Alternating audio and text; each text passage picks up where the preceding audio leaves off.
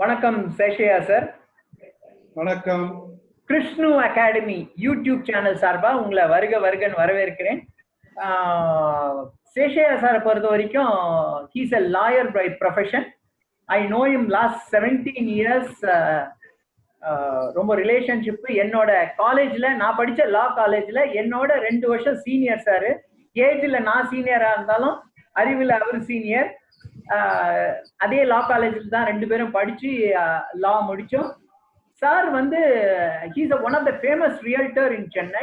Real estate ரொம்ப அருமையா பண்ணிட்டு இருக்காரு. இன்னைக்கு ஒவ்வொரு இதுவும் எடுத்து பார்த்தோம்னா அவரோட கம்ப்ளீட் பண்ற ப்ராப்பர்ட்டி அந்த இது எப்படி எல்லாம் அவர் பண்றாருன்னு அவர்கிட்ட இருந்தே நம்ம கேட்டு தெரிஞ்சுப்போம். இன்னைக்கு வந்து நம்மள மாதிரி இருக்கிற மியூச்சுவல் ஃபண்ட்ஸ் ஏஜென்ட்ஸ்க்கு என்ன நம்மளுக்கு தெரியணும், நம்மளுக்கு என்ன தெரியணும்? இப்போ இதே ப்ரொஃபஷன்ல நம்ம இருந்தோம்னா நம்மளோட கமிஷன் குறையறதுனால நம்ம வேற ப்ரொஃபஷனுக்கு எப்படி மாறலாம், எப்படி சர்வைவ் ஆகலாம், இன்னைக்கு காலகட்டத்துல நம்ம எப்படி மேல நம்மளோட இன்னொரு புது ப்ரொஃபஷனை தெரிஞ்சு காலகட்டத்துல மூவ் பண்ணலான்ற தெரிஞ்சுக்கிறதுக்காக திரு சேஷையா அவர்களை வரவேற்கிறேன் இன்னைக்கு. சேஷையா சார் சொல்லுங்க சார், நாங்க எங்களுக்கு உங்களோட அறிவுரைகள். ரமேஷ், நீங்க பாத்தீங்கன்னா thanks for inviting me. And regarding real estateன்றதுக்கு முன்னாடி I was also with the mutual fund starting from 2002 ல இருந்து பண்ணிட்டு இருக்கேன். As a CFP certified financial planner, I was doing actually financial planning to all my clients. In 2012 ல வந்து when I completed 10 years in mutual fund, I thought I should add something new to my portfolio. நம்மளது then came to me is real estate. And real estate is also actually it's a good asset class, alternate asset class ன்னு சொல்றேன். நீங்க equity எடுத்துட்டீங்கனாலும் gold எடுத்துட்டீங்கனாலும் அதே போல real எஸ்டேட்டும் வந்து பாத்தீங்கன்னா particularly in South Indiaல வந்து we give more importance to this emotions, sentiments towards the land. Owning a piece of land is always a pride. அது நம்மளுக்கு எப்பவுமே வந்து என்னன்னா it gives us lot of satisfaction. அது போல இருக்கும் பொழுதுதான் I have chosen actually real estate. Real estateலயும் நீங்க வந்து பாத்தீங்கன்னா we need good brand actually to start with. Not only actually getting educated, even it will give more confidence for the buyer and seller. When I say actually as an individual I am doing என்றதுக்கும் when I am representing a brand like Hanu Reddy என்றதுக்கும் there will be a huge difference. அதுவும் particularly நீங்க வந்து பாத்தீங்கன்னா high profile clients இருக்கட்டும் இல்ல நீங்க commercial side போனீங்கன்னா brand makes lot of difference. Either you should have your own brand or you should get associated with some good brand where people will be able to recognize. அந்த விதத்துல வந்து என்னன்னா real எஸ்டேட்ல எனக்கு Hanu Reddy helps me a lot. And my legal profession நீங்க வந்து பாத்தீங்கன்னா I focus only on real estate. இந்த ரியல் எஸ்டேட்ல எனக்கு வந்து லீகல் என்னும் பொழுது நீங்க இந்த என்டையர் ப்ராசஸ் ஆஃப் ரியல் எஸ்டேட்ல வந்து பாத்தீங்கன்னா legal opinion takes a major chunk. அந்த மேஜர் சங்க் பண்ணும்போது என்ன ஆகும்னு பார்த்தா though in Hanu Reddy we don't take responsibility of legal opinion, giving legal opinion. But still, எனக்கு வந்து ஒரு செல்லரை பார்க்கும் பொழுது even before actually negotiation, even before I start my process of marketing his property, when I tell him actually, boss, can I go through all your actually documents? You know, most of the people they feel always they have all the documents intact. But நாங்க பார்த்ததுல வந்து பாத்தீங்கன்னா legal opinion போகும்பொழுது தான் தெரிய வரும் there are a lot of loose like documents. On the particular point of time la enna aidum pathina after negotiation if it takes more time in this organizing papers and boludhu possibilities are more where the buyer may opt out. அந்த விஷயத்துல எனக்கு என்னன்னா when any person actually who wants to get into real estate, if he has a little bit legal knowledge irundadana that will help him to complete the transaction much faster. And it will give more confidence even to buyer and as well as the seller. Seller when he knows actually you have vetted the document. But end of the day வந்து நான் எல்லா buyer கிட்டயும் என்ன சொல்வேன் பாத்தீங்கன்னா before you buy, you try to have your own legal person who will go through, vet the document, and if you are okay with all the document, then proceed. But நம்ம ஏற்கனவே பண்ணி முடிச்சிட்டோம்னா the transaction timeன்றது வந்து ஏன்னா real எஸ்டேட்ல வந்து when you give more time, possibilities are very high, the deal will break. அந்த விதத்துல எனக்கு or even a person actually who does real estate for very long time, he also knows actually what are the documents required and where to get the document. எல்லாமே அவங்களுக்கும் தெரிஞ்சிருக்கும். It's not that only people with a legal background actually can do real estate and கிடையாது. But it helps us actually to complete the process in a shortest time. அந்த விதத்துல எனக்கு வந்து என்னோட லீகலும் it helps me a lot. And end of the day actually, whether it is mutual fund, whether it is real estate or selling any other product, you should have certain ethics. That matters actually to get the repeated business. See, ஒரு வாட்டி வந்து you can make a business. To get the repeated business from the same person, you know very well, being in the market, trust is something actually very important. More than knowledge. Knowledge ல கூட உங்களுக்கு தெரியலனா you can always admit, sir, I don't have answer to your question. I'll come back and சொல்லிட்டு வந்துட்டு திருப்பி நீங்க knowledge gain பண்ணிட்டு போலாம். But trust is something actually which without that you can't be successful in any industry. Agreed. Totally agreed, sir. Totally agreed. ஏன்னா இன்னைக்கு trust is lost, everything is lost. Important is that. Even நம்ம வந்து ஒரு document சில இப்போ வந்து என்ன மாதிரி உள்ள மியூச்சுவல் ஃபண்ட் ஏஜென்ட்ஸ் எல்லாம் இந்த லைனுக்கு வரணும் அப்படின்னா பேசிக்கா அவங்களுக்கு என்னென்னலாம் டாக்குமெண்ட்ஸை பத்தி தெரிஞ்சுக்கணும். தாய் பத்திரம், இது மாதிரி எல்லாம் பட்டா என்னென்னமோ சொல்றீங்க. ஒரு பிளாட் வாங்கணும்னா என்ன தெரிஞ்சுக்கணும், ஒரு இடம் வாங்கணும்னா அவங்களுக்கு என்ன தெரிஞ்சுக்கணும். See, ஒரு பிளாட் வாங்கணும் பொழுது see, number one actually you should deal with the seller directly. You can't have any other person in between. You can't have any other person in between. என்றது வேற ஒரு இன்டர்ஃபேஸ்ல வச்சுட்டு நீங்க பண்ணீங்கன்னா it doesn't, the success rate will be very less. இப்போ நீங்க வந்து for example seller need not actually sell only for to reach out is emergency என்ற அவசியமே கிடையாது. For bettermentக்கும் வந்து they sell the property, or when they get good appreciation they sell the property. So அந்த situationல வந்து we should always directly deal with the seller. ரெண்டாவது முடிஞ்ச அளவுக்கு to protect your interest. ஏன்னா இதுல வந்து ஒரு பைண்டிங்கே இல்லாம நீங்க வந்து ரியல் எஸ்டேட் பண்ணீங்கன்னு வச்சுருங்களேன், you may be spending your time, money, everything without any returns. அதனால எங்களை பொறுத்த வரைக்கும் அனு ரெட்டியில we will insist, and I always recommend people should have mandate, and that mandate should be given to you by the seller of the property. Okay, that is very very important. Our POA at least யாரனா execute பண்ணியிருந்தாருன்னா then it is okay. Otherwise mandate இல்லாம நீங்க work பண்றது வந்து சிக்கன்ல headless chicken போலதான். You will do all the job, but கடைசில you may not be there in the final stage. அதனால that is number one. And number two, before you take the mandate, you also try to tell him actually that you will be marketing his product by giving all your best shot. நீங்க அந்த ஒரு confidence build பண்ணும் பொழுதுதான் அவன் என்ன பண்ணுவான்னா டாக்குமெண்ட்டையே உங்ககிட்ட வந்து டிஸ்க்ளோஸ் பண்ணுவான்.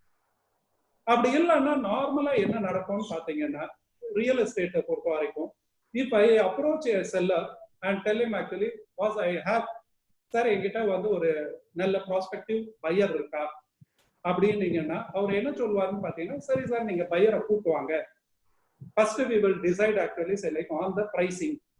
அதுக்கப்புறம் வந்து if I am okay with that pricing na then I will share all the documents. இதுதான் யூசுவலா எல்லா செல்லரும் சொல்லக்கூடியது.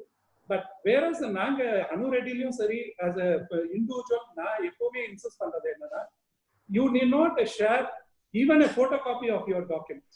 At least show to me all the documents, let me go through, let me take all the details. இன்னொரு விஷயம் என்ன நடக்கும்னு பாத்தீங்கன்னா real எஸ்டேட்ல most of the seller actually என்னன்னா they will say something called actually area வந்து என்ன பண்ணுவாங்க, இவ்வளவு ஸ்கொயர் ஃபீட் இருக்கு, இவ்வளவு யூடிஎஸ் இருக்கு, இந்த வருஷம் நான் வாங்கினேன், அதுபோல பேசிக் டீடைல்ஸ் கொடுப்பாங்க.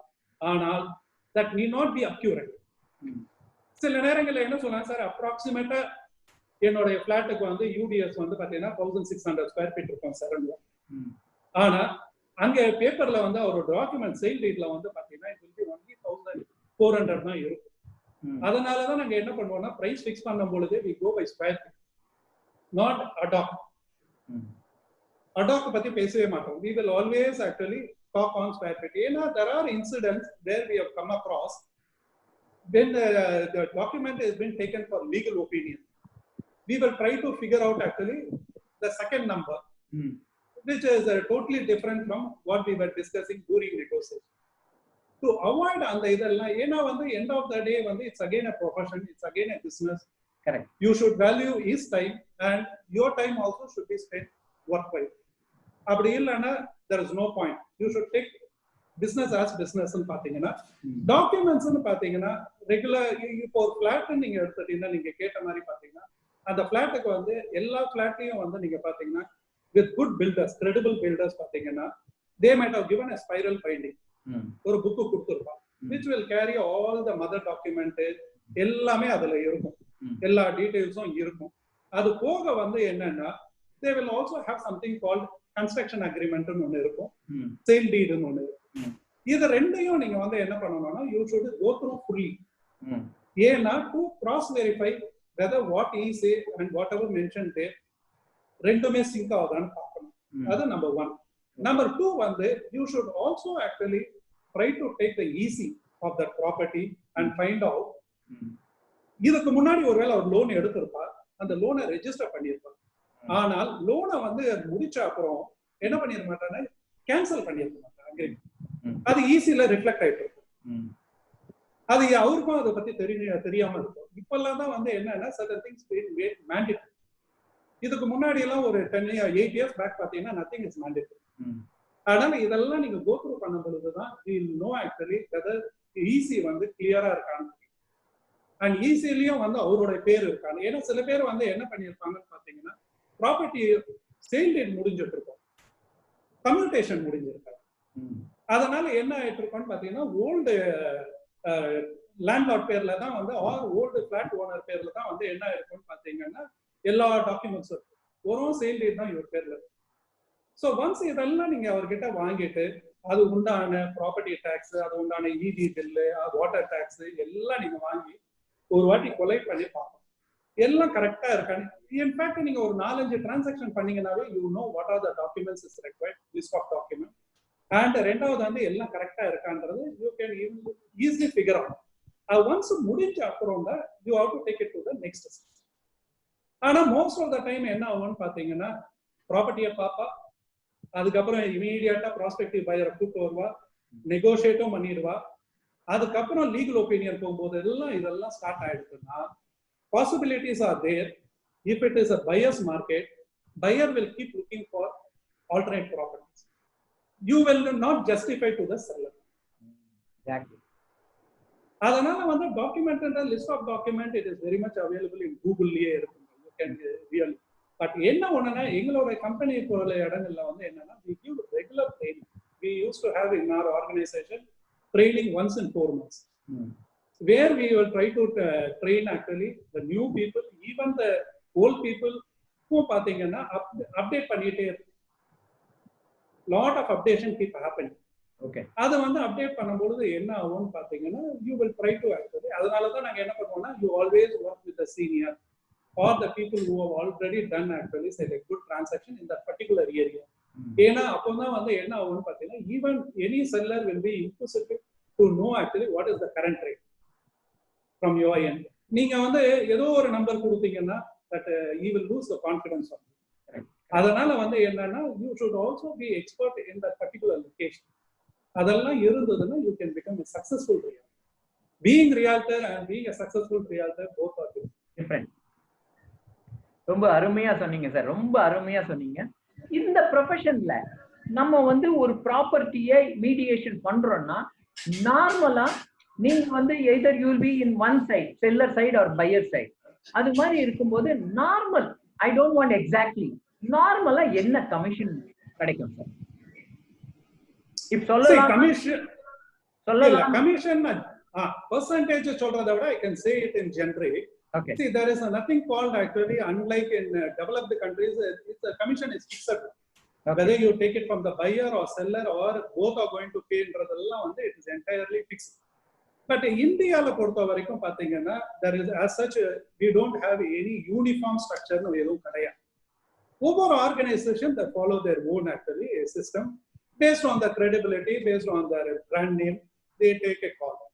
ஆனா எங்களுடைய கம்பெனில பொறுத்த வரைக்கும் நீங்க பாத்தீங்கன்னா, if you are able to actually strike the deal representing both the sides, you get the total commission. ஒருவேளை if I am going to share with others, sharing என்றது it is also a good habit in this particular industry. காரணம் என்னன்னா, see at a time வந்து you can't handle too many clients. Correct. You can't justify. அப்ப என்ன ஆயிடும்னு பாத்தீங்கன்னா, I will be representing either buyer or seller. My colleague actually in Anu Reddy will be representing similarly actually vice versa. அப்போ என்ன ஆகும்னு பாத்தீங்கன்னா, the time taken in concluding the deal வந்து you can minimize. அப்படி இல்லாம நானே inspection கொடுக்கணும், நானே டாக்குமெண்ட்ஸையும் வந்து இது பண்ணணும், டிரான்சாக்ட் பண்ணணும், அது it will take more time. இப்போ வந்து it has been represented by some other person வச்சிருங்க, you can do it will be a team.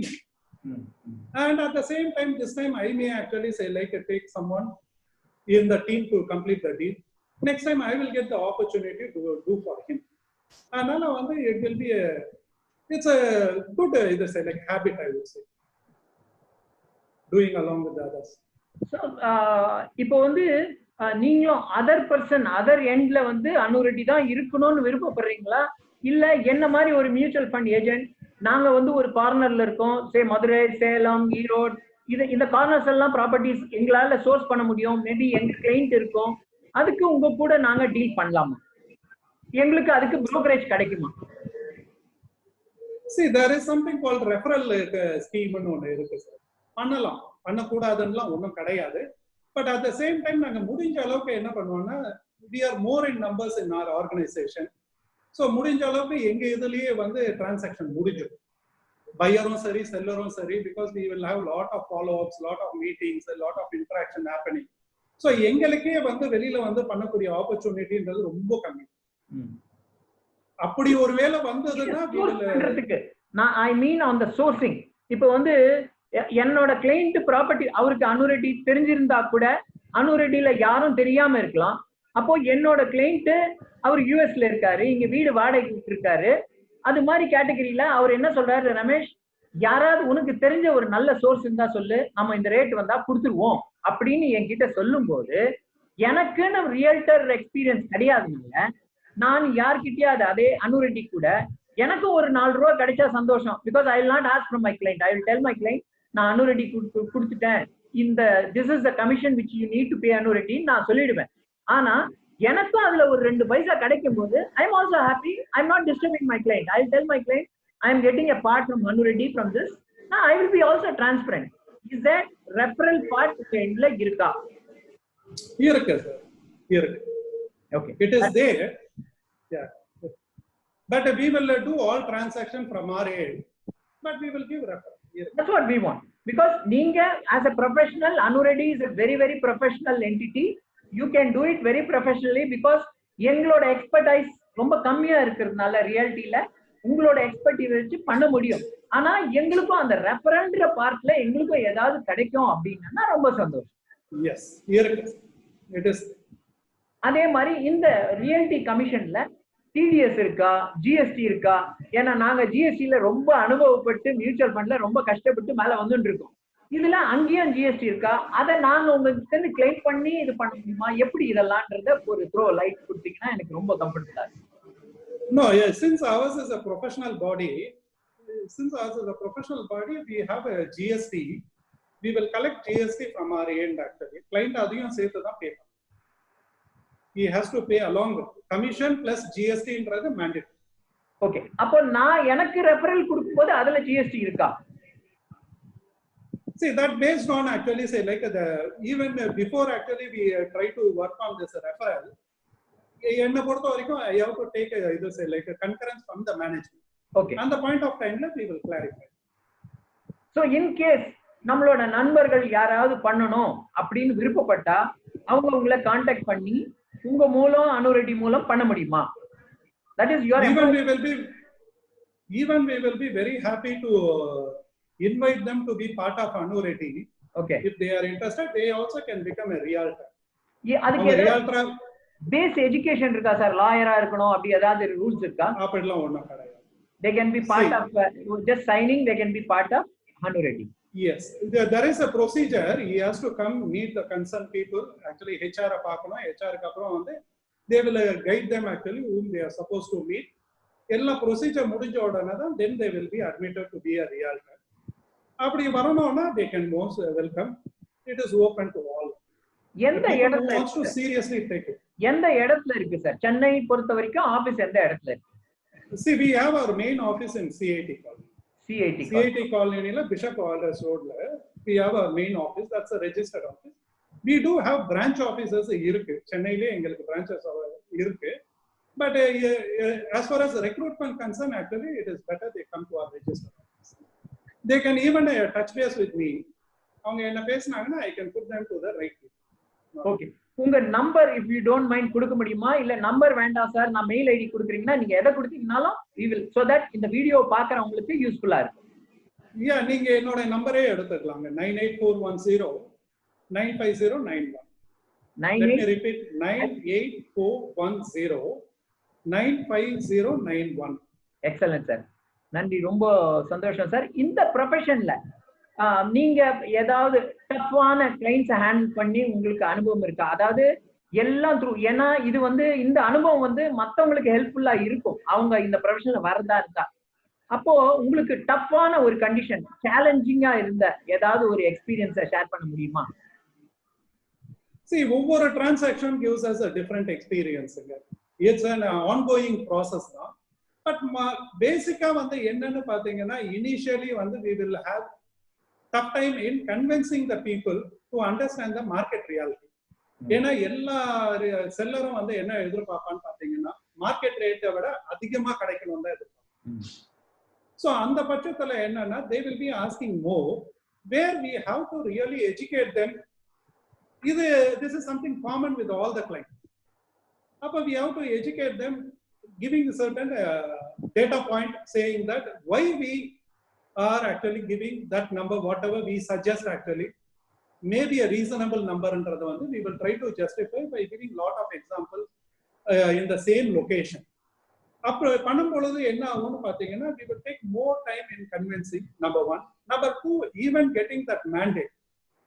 I should justify why I take mandate என்றதும் வந்து நான் justify பண்ணணும். அதுவும் வந்து it is a big process now. Not immediately all people actually they try to voluntarily come and give us mandate. We have to tell them what are the advantage by giving mandate to us and how we protect the interest of all people concerned. இதை வந்து பாத்தீங்கன்னா that will be the second. And third வந்து என்னன்னு பாத்தீங்கன்னா, see, most of the time வந்து buyer and seller வந்து there will be lot of ego in working on the final number pricing. அதுல வந்து நீங்க பாத்தீங்கன்னா where we have to handle both buyer and seller professionally and we have to put everything in writing. verbally பேசுறது எல்லாமே இங்க வந்து என்ன ஆகுதுன்னா over a period of time people tend to forget. That will create lot of confusion. எங்க இதுல வந்து என்னன்னா we always give importance actually, we call it as an ITC, integrity, transparency, competency. Excellent. And the integrity என்றது வந்து we should actually exhibit. People should really see that integrity in us. And transparency, what we mean na, we don't actually say like எங்கேயுமே வந்து we don't influence buyer-யும் சரி seller-யும் we don't influence. We try to facilitate by being transparent. Whatever happens between me and the seller, I will try to put it in a very diplomatic way to the seller or buyer other side. And the transparency என்றது எங்கதுல வந்து always people actually after completing the deal they will appreciate our transparency. And competency என்றது வந்து where you have to update your knowledge. You should have the real knowledge. நான் இதுக்கு முன்னாடி சொன்னேன், if I do not know I can always pardon, but at the same time that cannot be actually a regular affair. I should get updated on daily basis. We do have a lot of actually நான் ஏற்கனவே சொன்ன மாதிரி training program, we have meeting and we have seniors. We will sit with them, we will try to understand, and then only we go to client in a prepared way. ஒவ்வொரு கிளைண்ட்டையும் நாங்க பாக்குறது it is a challenge, and ஒவ்வொரு டிரான்சாக்ஷனும் it will be a challenge. சிலது வந்து என்ன ஆகும்னு பாத்தீங்கன்னா out of our experience we will be able to get it done easily. But it doesn't happen all the time. And every experience, every transaction will give you a different experience. And we keep learning every time. Every day is a learning day. Every transaction for us is a learning. Thank you, sir. ரொம்ப அருமையா நம்ம நண்பர்களுக்கு ரொம்ப அருமையா ரொம்ப பொறுமையா last 30 நிமிஷமா ரொம்ப அருமையா சொல்லி கொடுத்தீங்க. பிகாஸ் உங்களோட company is a very popular company and it has created இன்னைக்கு ஹனு ரெட்டின்னா அவ்வளோ மதிப்பும் மரியாதையும் இருக்கிற ஒரு நல்ல கம்பெனி. இன்னைக்கு எந்த பெரிய ப்ராப்பர்ட்டிஸ் ரியல்டிஸ் இன்னைக்கு நடந்துட்டு இருக்குன்னா பெரிய டீல் எல்லாமே ஹனு ரெட்டி மூலம் நடக்குது. ஏன்னா the trust people have with Hanu Reddy. I really appreciate your services to the community, the entire people of the country, and thank you very much for being a part, spending 30 minutes. Thank you so much. Yes, sir. Thank you, sir. Thank you so much.